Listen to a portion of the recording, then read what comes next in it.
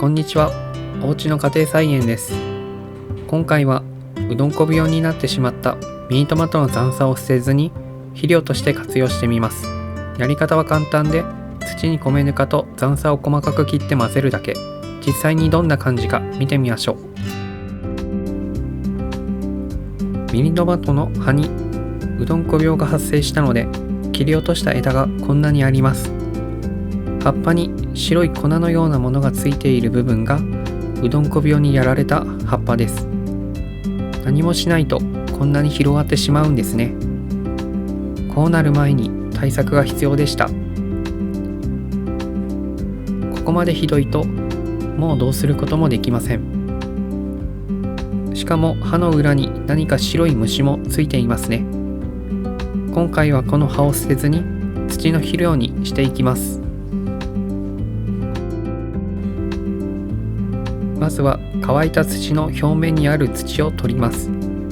この土は最後に蓋のような役割をしてもらう土です。そのため表面を覆えるだけの量が必要になります。ちょっと多いかな、そういう量が必要になりますので取っておきましょう。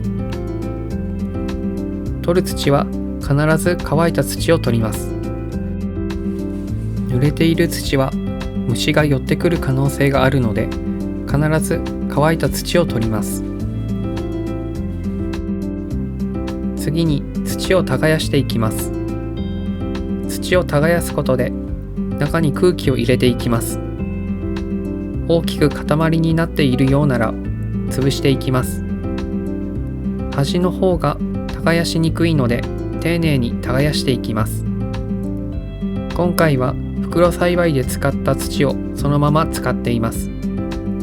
そのため外側がビニールなので破れないように注意しながら耕していきます。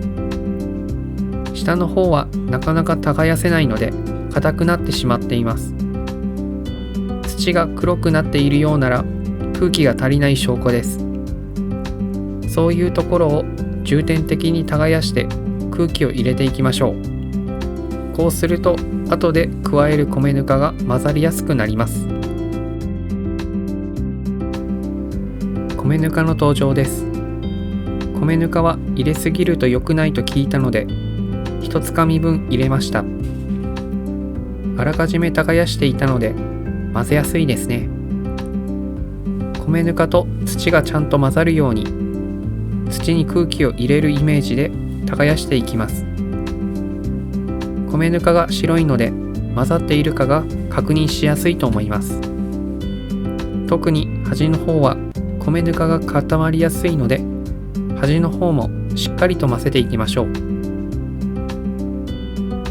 このように米ぬかを土に混ぜておくと後で入れるミニトマトの残渣が分解しやすくなるだけでなく、この土に混ざっている根っこも同時に分解しやすくなります。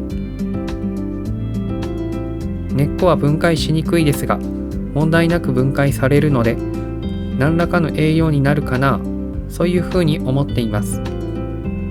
このやり方ではあらかじめ根っこを取る作業がいらないのでとても楽です。本当なら不要な根っこを取り土を天日干しにして害虫の卵や雑菌などを消滅させた方がいいのですが面倒なのでこのままいきます。来年この土で植物がきちんと育つのか見ものですね。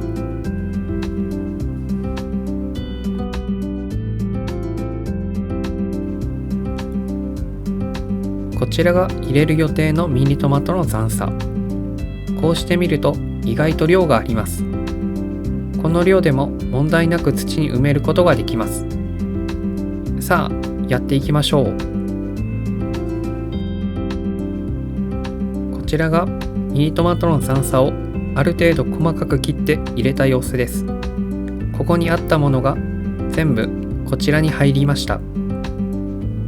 米ぬかを混ぜ込んだ土にミニトマトの残渣を混ぜていきます。こうすることで米ぬかに集まった微生物をミニトマトの残渣に誘導できます。するとミニトマトの残渣が通常よりも早く分解されます。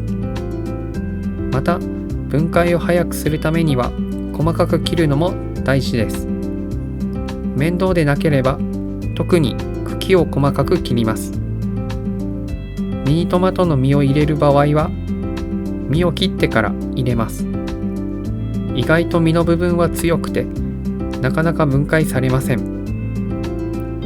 そのため実の部分を切ってあげると分解が早く進みます。ミニトマトの残さ全体に土が混ざるまで混ぜていきましょう。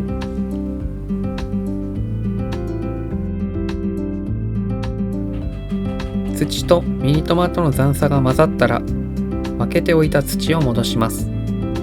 こちらの土は撮影外で土を容器に移していたものです。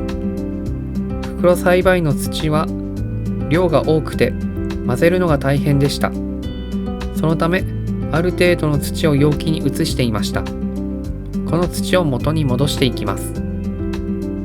混ぜずにそのまま土をかぶせるだけでいいのですが、今回は米ぬかを入れていることもあり土を混ぜてみました。混ぜる際は空気を入れ込むイメージで土を混ぜていきます。するとミニトマトの残さが表に出てきます。軽く混ぜつつ残りの土をかぶせるような形で全部入れていきます。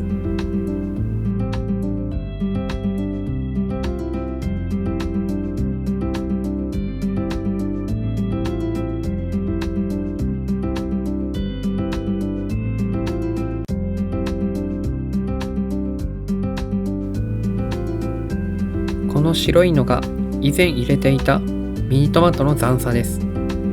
完全に分解されていますね。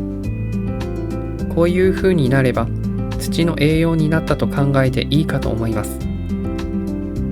土を平らにならしたら一番最初に取っていた乾いた土を表面にかけていきます。この時に注意が必要なのが、乾いた土をかぶせたら混ぜ込むことはしません。この乾いた土は蓋のような役割です。米ぬかは栄養価が高いので肥料として重宝しますが、逆に虫も引き寄せてしまいます。虫が寄ってこないように乾いた土で蓋をして虫が寄りつかないようにします。この作業がとても大事で、もし仮に虫が寄ってきているという方がいらっしゃれば、乾いた土を表面に厚くかぶせるようにすると虫を減らせることができると思います。本日の動画は以上です。ご視聴いただきどうもありがとうございました。